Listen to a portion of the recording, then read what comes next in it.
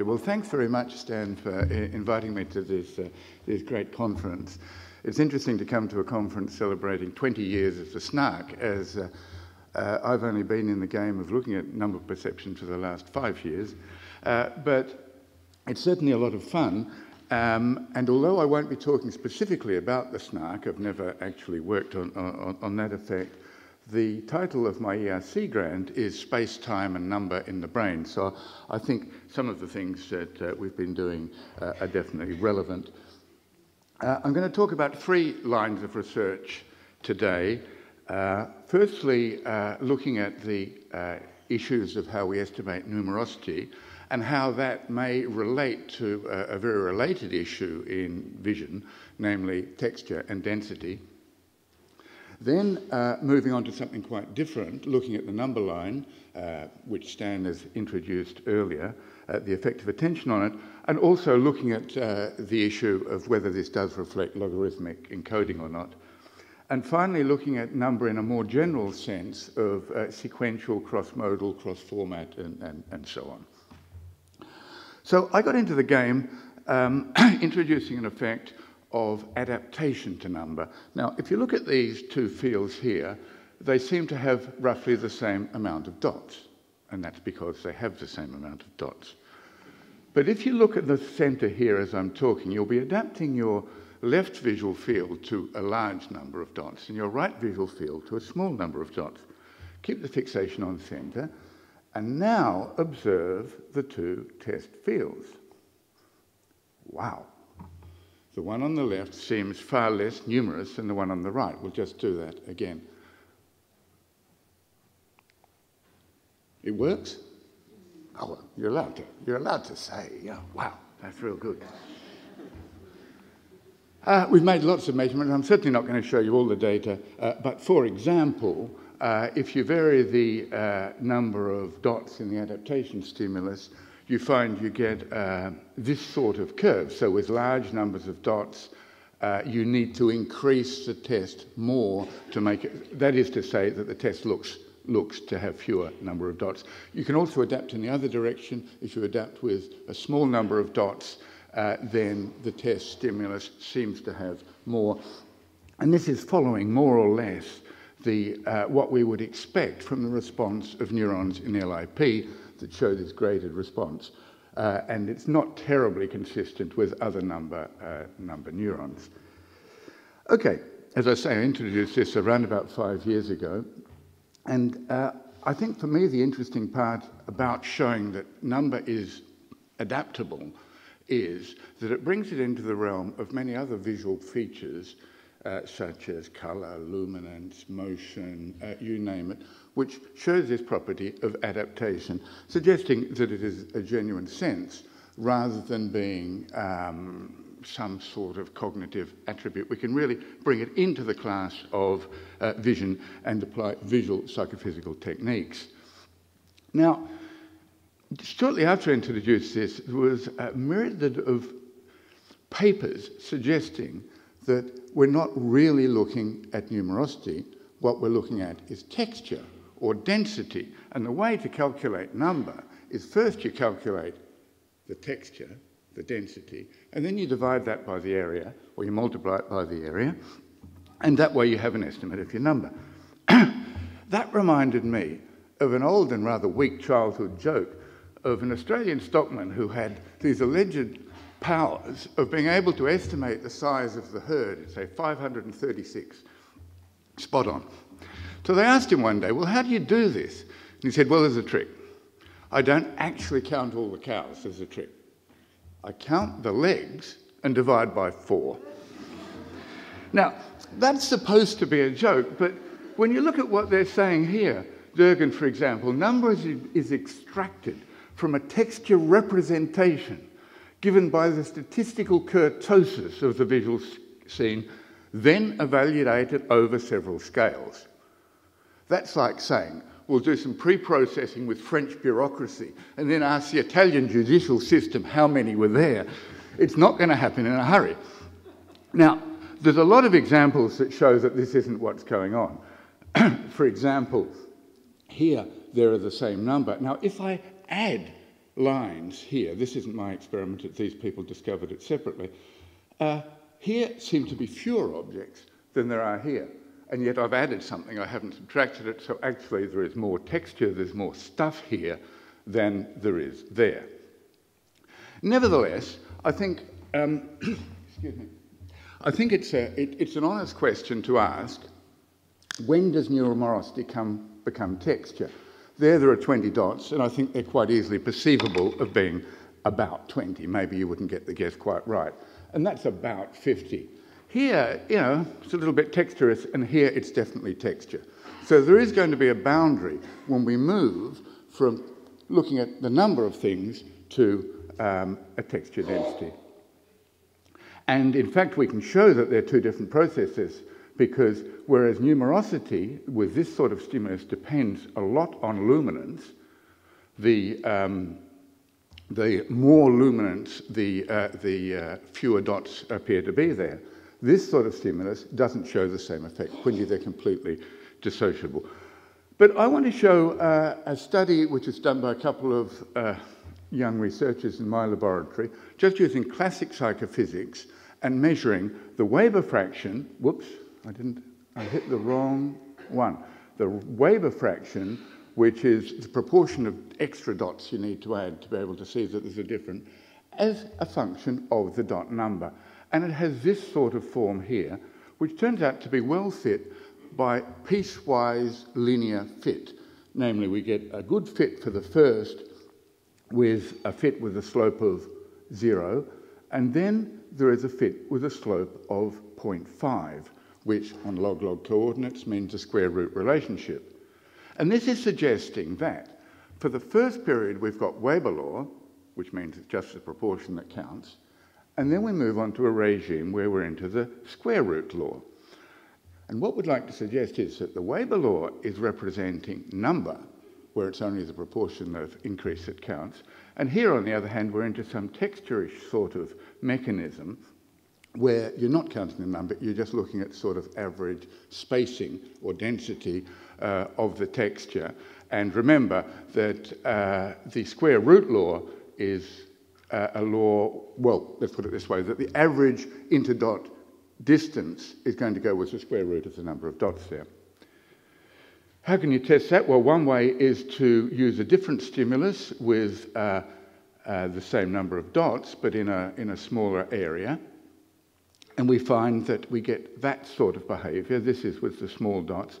So the turning point is earlier than it was with the large stimuli.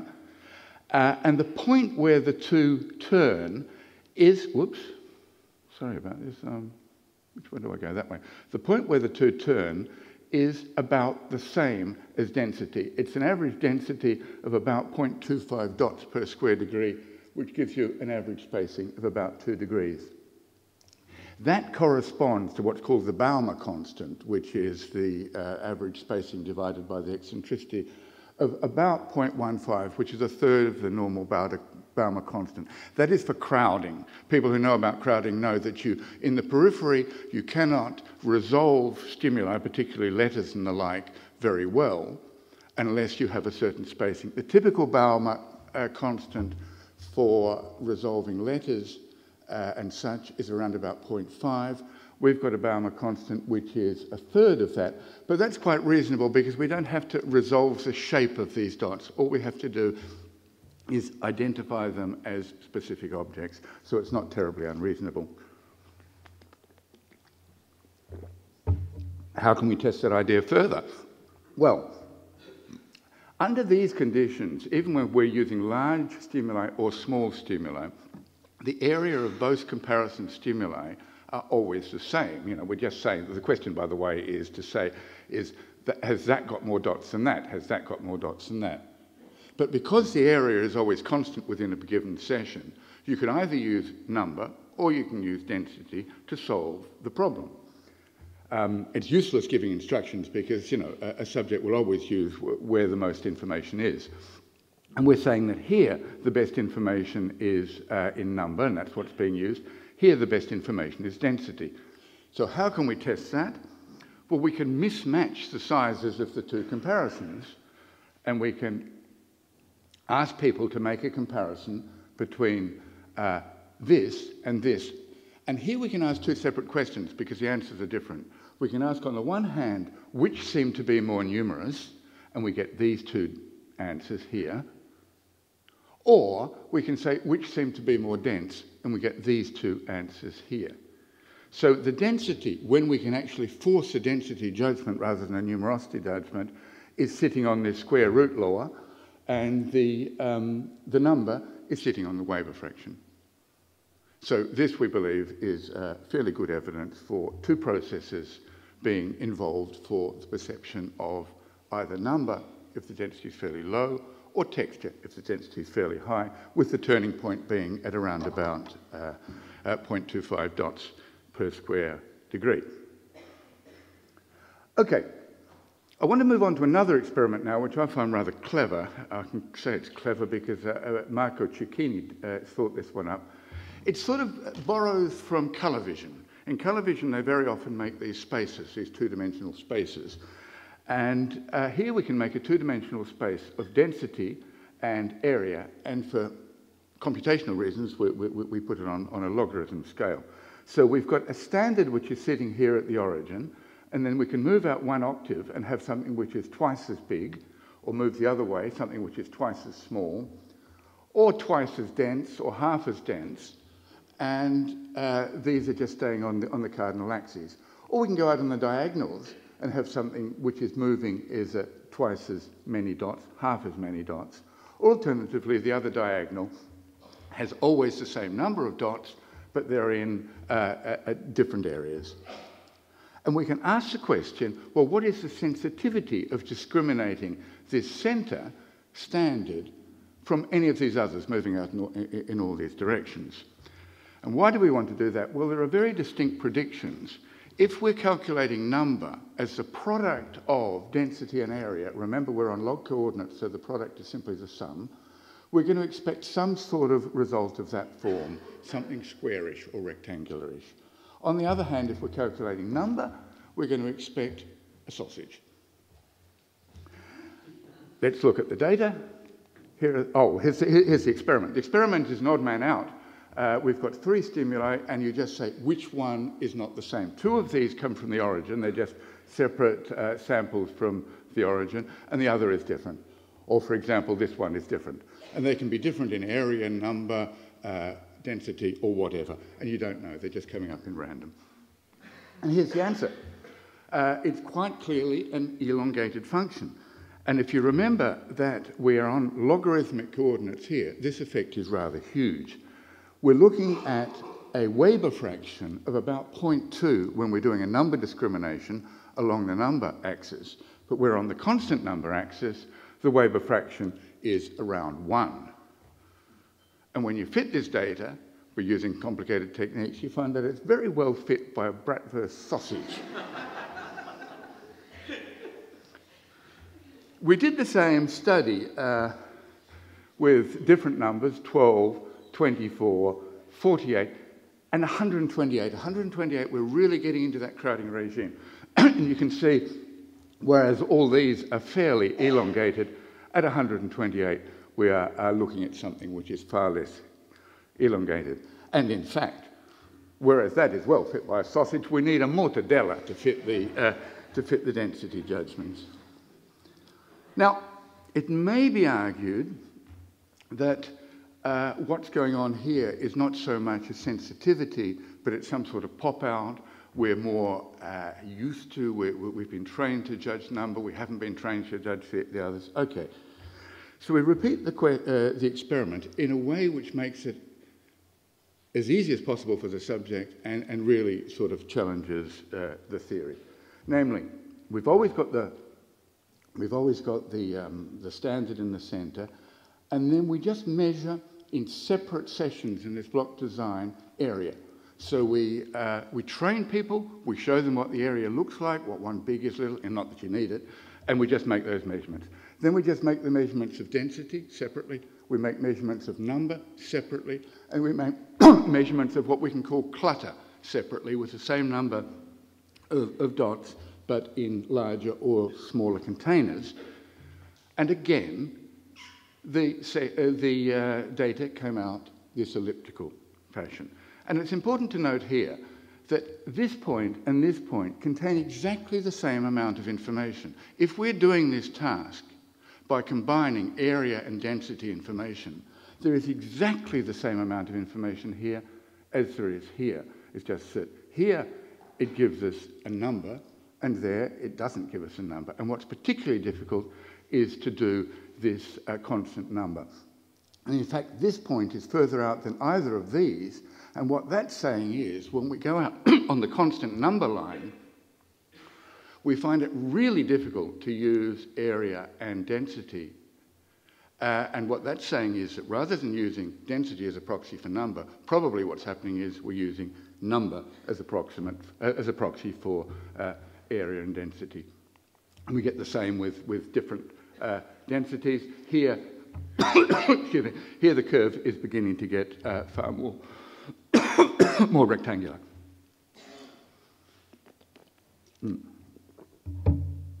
My voice is going. Now, I think it's probably a useful analogy, at least for me it's been a useful analogy, to think of this as something similar to motion detection. Now, motion detection necessarily requires detection of distance and detection of time, because motion is change of distance with time. But that doesn't mean that's how the brain does the calculation. The brain doesn't have to have one area calculating a distance, some area calculating a time, and combining them. It doesn't work that way. The specialized hardware that detects motion, following one of these models, either the Reichardt detector, we can talk of spatiotemporal receptive fields. So while the basic physics tells us we need space and time, that's not how vision does it. In fact, vision is particularly poor at calculating time over these sorts of durations. It's very sensitive to differences in velocity. And I think that's the same with number. We don't know how these number calculations are being made, but it's very clear that there's specialized equipment doing that have got nothing to do with density or texture. So that's what we've said, that the perception of numerosity is largely independent of density, and at moderate densities, numerosity is the primary attribute. And then we can get into a crowding regime where different laws come in. Okay. Effective tension on number. Now, we've done a lot of work on attention. We've looked at the effect of attention on subitizing, and attention definitely affects subitizing. We have attention affects subitizing much more than estimation. We've shown that under these conditions, when we deprive attention, we can get adaptation in the subitizing range.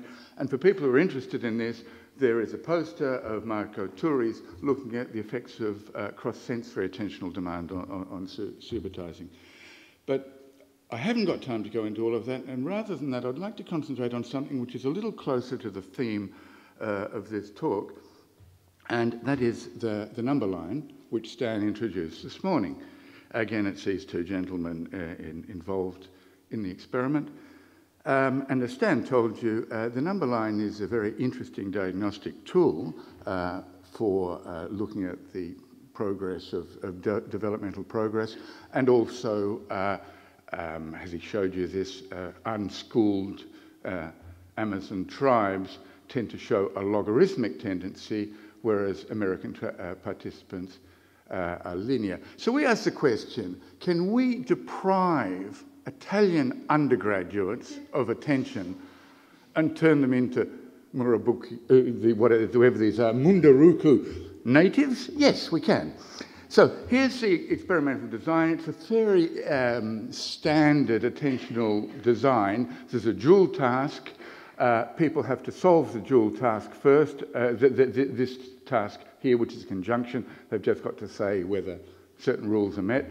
And then they have to position the dot cloud on the number line under one condition. Another condition is identical. The other distractor task is shown, but they don't have to do anything with it.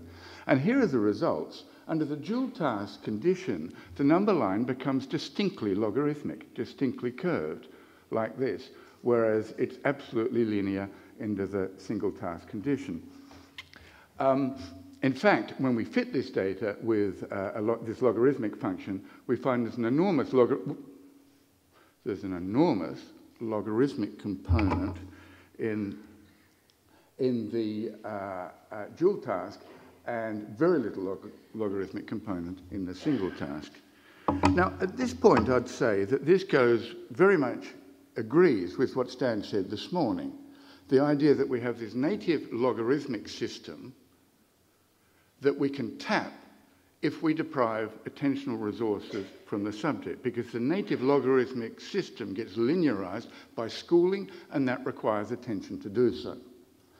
And we could just stop there, but I'm not particularly happy with that. And one of the reasons that I'm not particularly happy with that, this whole logarithmic story, there's a bit of history behind it.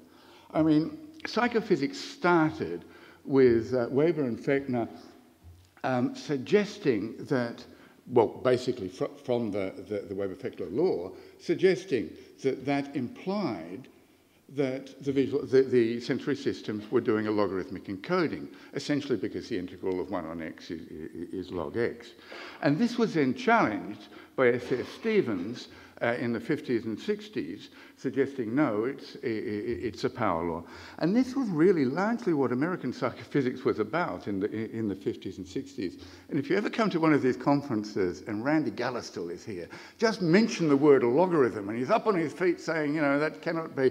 And that's because he was trained in this era.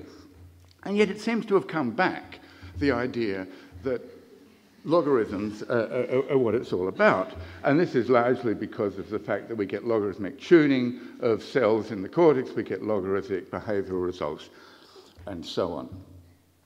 Okay, so it's not a logarithm. What is going on? Well, another candidate suggests itself is that it could be what's been called regression to the mean or central tendency. And this is an idea that goes back more than 100 years.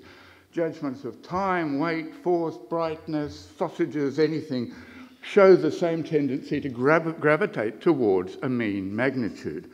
What does that mean? Well, let's take just an example, that if you have to judge temporal intervals, and these temporal intervals are drawn from a certain distribution here, you don't reproduce them accurately, but it's sort of halfway between their real value and the mean. And the mean is the mean of that particular experimental session. And what Dehaene and Shadland showed in this study was that this is actually a fairly efficient way of going about things, if you consider it in terms of a Bayesian analysis. Now, a Bayesian analysis is saying that you have a central tendency or regression to the mean is your prior in the terms of Bayesian analysis. And when you think that the mean, another word for the mean, is expected value, that is the value you are expecting. So that is your prior before anything actually happens. Then you get a number. Let's say the number is 100.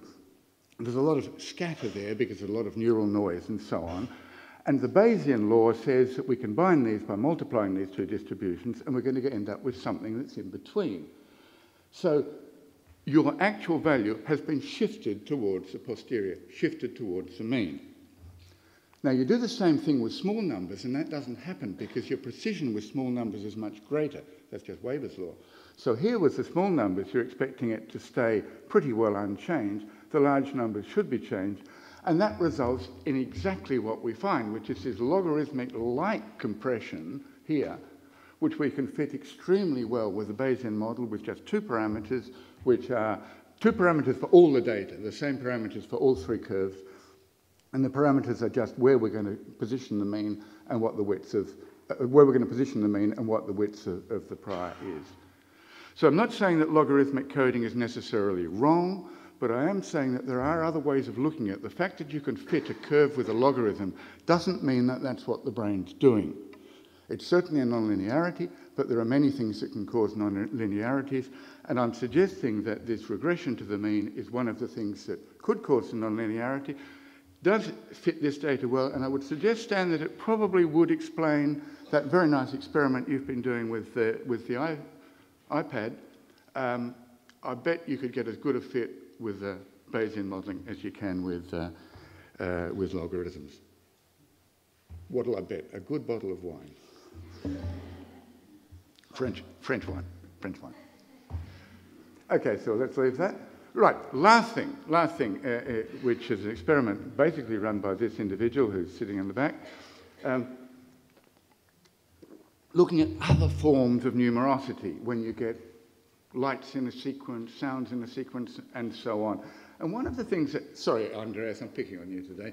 One of the things that motivated this is a very nice study of Andreas published in Science some time ago, where he shows that in the number area, there are 3 distinct pools of neurons.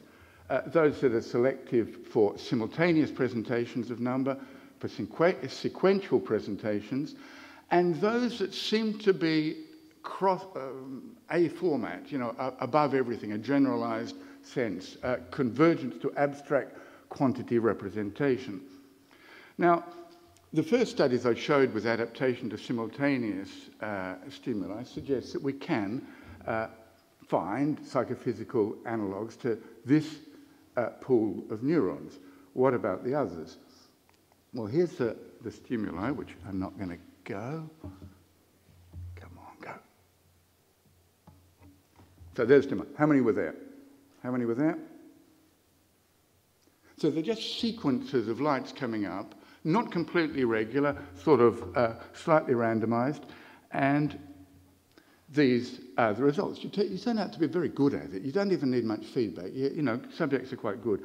We actually measured between 1 and 20, but we're throwing the extremes away because there are problems. We want to keep the data clean. Next thing we do is adapt. Press any button. Yeah, sure.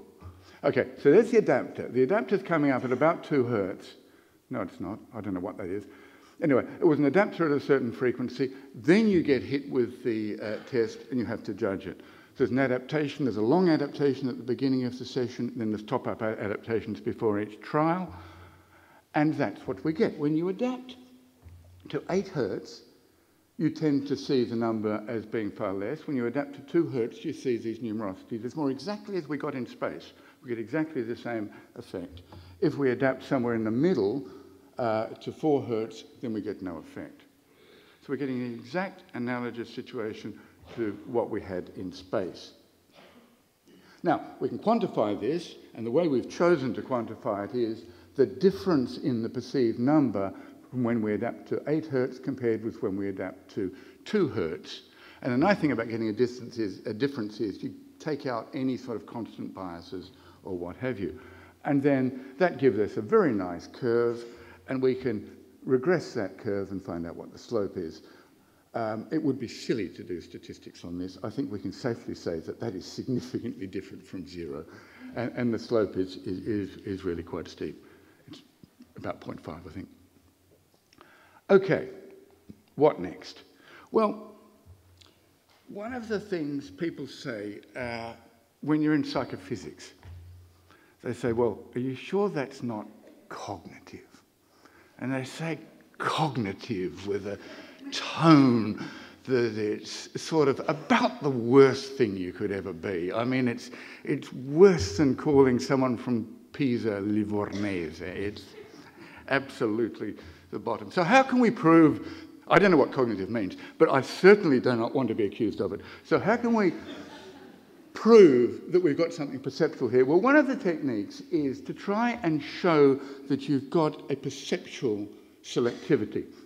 So we adapt it, we adapt in one position and test in that position. Or alternatively, we adapt in that position and test in the other. And obviously, we do this the other way around. And only when we test in the same position that we adapt do we get a strong effect. This is not significant. It really is. There's probably some marginally significant effect, but it's virtually nothing. So the effect is spatially selective. Now, one of the main lines of research that I'm normally interested in is how we view a stable world. Well, the eyes are moving all the time. So a natural question to ask is this spatial selectivity out there in the real world, what we call spatiotopic, or is it spatial selectivity on the retina, which of course projects to primary visual cortex and so on? Are we talking about an early neural selectivity or what may be a later neural selectivity? You can do this simply by making a saccade between, so you adapt in one position, you adapt either here or here while you're fixating that, and then you move your eyes and then you always test here. Only when we had the blue data show the data for the spatiotopic, so only when we had spatial coincidence in the external world do we get an effect. When there's retinal coincidence but no spatial coincidence, we don't get an effect. And the spatiotopic effect is as strong as the full effect when it's both spatiotopic and retinotopic because we don't move our eyes. And this is suggesting that the effect is occurring somewhere fairly high up in the visual hierarchy where we're already encoding in spatiotopic rather than retinotopic coordinates. Now, the nice thing about doing this sequential enumeration is you can then start playing around in other modalities because you can make sequences of tones and say what happens with a sequence of tones. I won't show you the stimulus, it's just like the lights except they're tones. We get a very strong effect when we adapt to a sequence of tones. These are with headphones, we don't try and spatially localize it.